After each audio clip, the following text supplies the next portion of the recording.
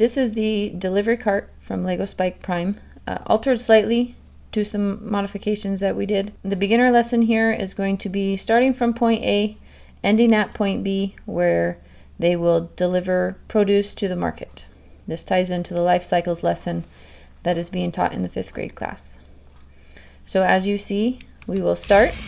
We'll do pivot, turn left, pivot, turn right, stop. Now for an advanced lesson, we have a weight block added.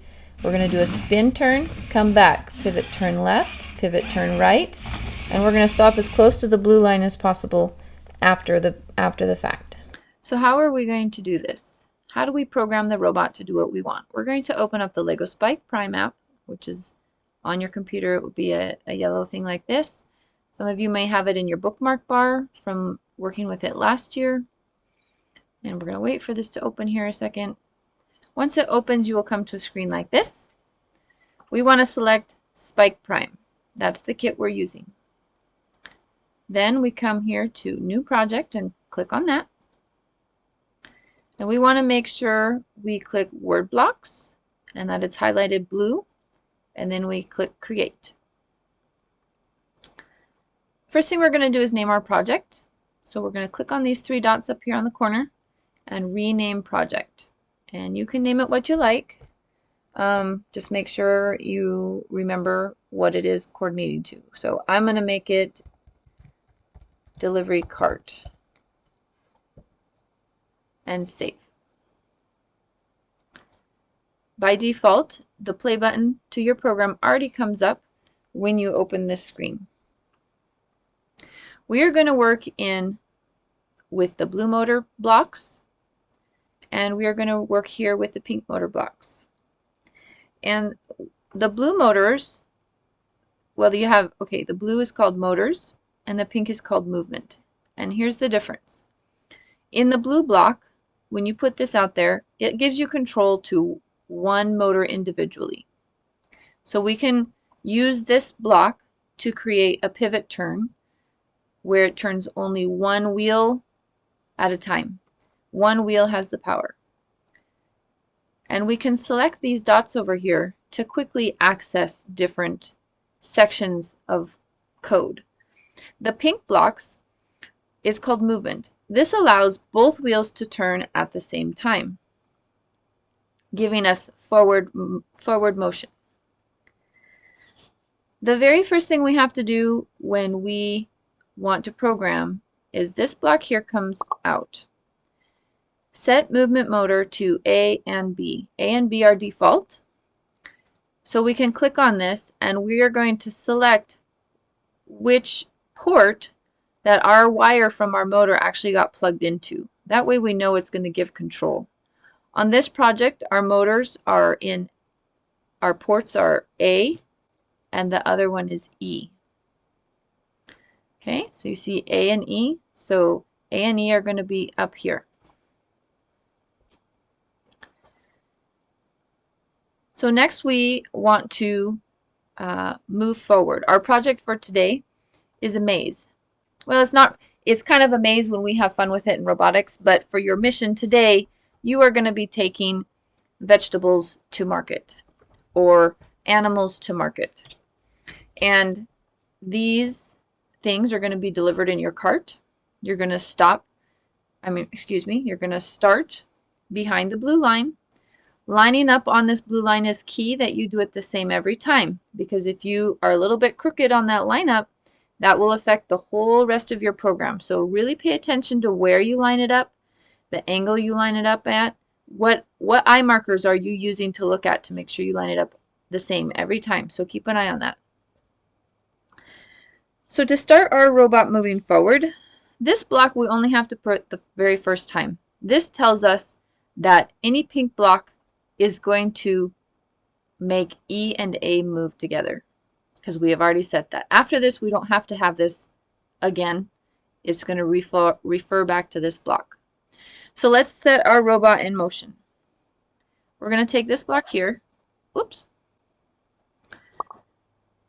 This says we want to move forward. If we click on this, we can click this block icon and it tells it to go backwards. But we want to go forwards. The number here in the white, this is the number of rotations. Here, next to that we have rotations, degrees, seconds, centimeters, inches, but rotations is pretty easy to work with. So we're gonna take a guess here. We're gonna start our robot at our finish line. We're gonna line it up, and we're just gonna kind of eyeball how many rotations, wheel rotations, do we think it's gonna take us to set us up for that first turn. And we're just gonna say 1. That'll just give us kind of a generic idea of where we're going to land.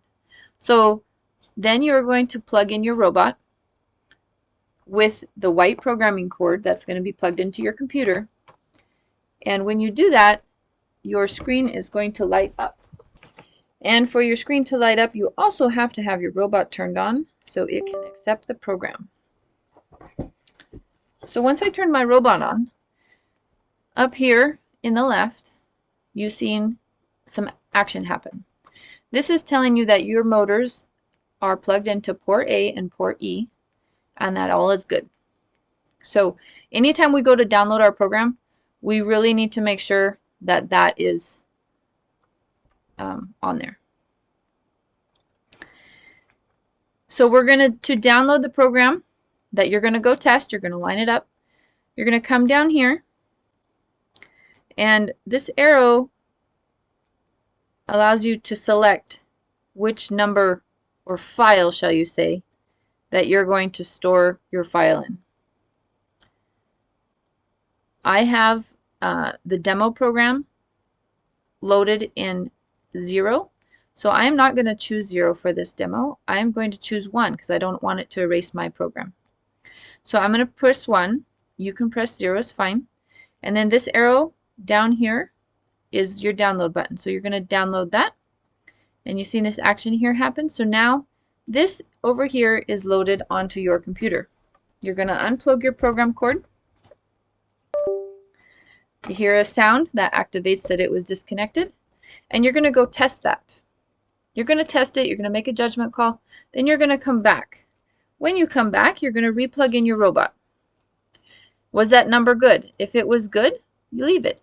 If it wasn't, double click on it and make some adjustments. Maybe you were close, but you don't need to go a whole nother rotation for 2.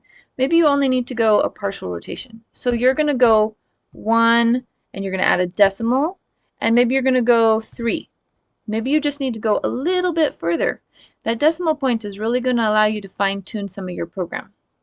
Now, my numbers that I'm going to just plug in here are examples. They are not the original program that you're going to do. You're going to have to do that by trial and error for which numbers are going to work for that. Because the maze that you build, you can build it out of blocks. You can build it out of, I use parchment paper and tape with the thick side down, not the slick side, but the non-slick area. And so it's all going to depend on the distance you have built your maze. For this particular maze, though, we move forward. Then we come to a turn, and we're going to do a pivot turn. To do a pivot turn, we want to use a blue block, and that is because we want power only to one wheel, not both wheels. To do that, we have to know which wheel we want our power to. In this instant, in the video, I want my power going to motor E. So I'm going to click here. Here it says it's going to power A. That's going to send me in the wrong direction. So I need to select E. And then you just click out here to have that go. This here tells us if our wheels are going to go counterclockwise or counterclockwise. We want it to go clockwise. Then our number of rotations. How much of a rotation do you want it to go to make that turn?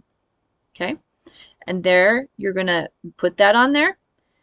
After you have gotten your first command fine-tuned, you're going to put this one in there. You're going to plug in your robot. Let's plug it in here. Up comes these motors in the green light that yes, you are plugged in. It's ready to accept. We're going to make sure we're on the same number that we were on before. Click this arrow, and then we're going to click download. Okay, so now I have added this new program to my hub on my robot, and now I'm going to go over there and I'm going to test it out. To do that, you need to unplug it and then go test it. So as you work down this program, there's actually one other thing I need to show you. In the kind of yellowy orangey color blocks called controls, there's a block here called stop all. We're going to have it say stop and exit program. And after every block that we add, we really want this in there. This is a safety for the motor or for the control hub. It automatically stops the program and brings you back to square one. So what do I do now that I need to add another block, right? So we're going to bring your movement here, and we are going to go forward. And for the sake of this demo, I'm just going to put in a number 1. And did you see how I was able to just drop and drag that? We'll do it again here. So that's attached, and I just put I can drop and drag blocks anywhere among my program, but we want it right here. And just as well as you can take apart your blocks, anything below the one you have will be stuck. So if you only want one moved, you just grab that one. If you need a whole stack moved to find out where you need to fine tune a little bit, you can move that whole stack. And so you're going to continue this idea of programming for forward motion, pivot turns, forward motion, to navigate from the market to, from your farm to the market. And that's going to be our beginner lesson. Now, for those of you who are faster, or if you have kids who are faster and really are picking up on this quickly, we are going to add a challenge element. We are going to bring in a new code block, this one right here in movement. So remember how we said that the pink block has both wheels moving at the same time. This we would drag and drop into here. We would put it behind a weight block, and a weight block is in our control. For example, we're going to make the weight block say we want to wait 3 seconds when we get to market, because that's going to allow the kids to unload their Play-Doh vegetables that they made in art class. And then, oops, I put the weight block in the wrong spot. Look at that. Okay, then we add this block. This block is going to allow us to do another type of a turn. This is called a spin turn. And if you're familiar with a skid steer and how the tracks move for it to turn, it's the same idea, same principle. This block here is going to allow us to, we'll bring it all the way down. That allows it to turn in the direction of right or turn in the direction of left. We want to go all the way right in this case.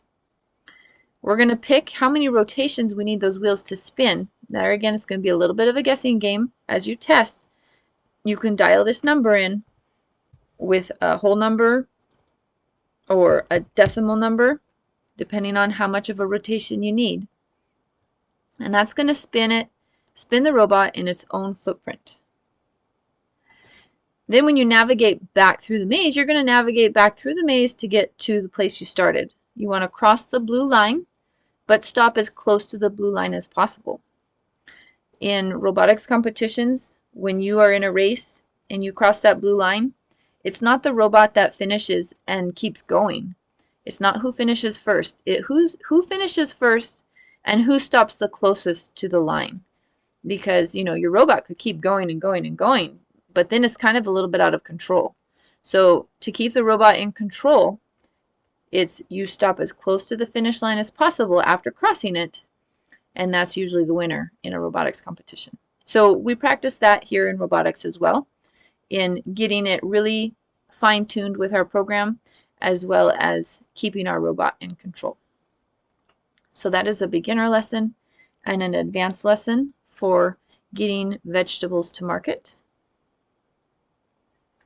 The video that you see this robot running has this program here. The column on the left is the program for the simple navigation of going from start to the stop point at market. The column on the right is the program for the advanced, which is the first portion is the same up until the weight block, and then after that is that spin turn we talked about, and then navigating back across that finish line where we started, giving that little bit more challenge.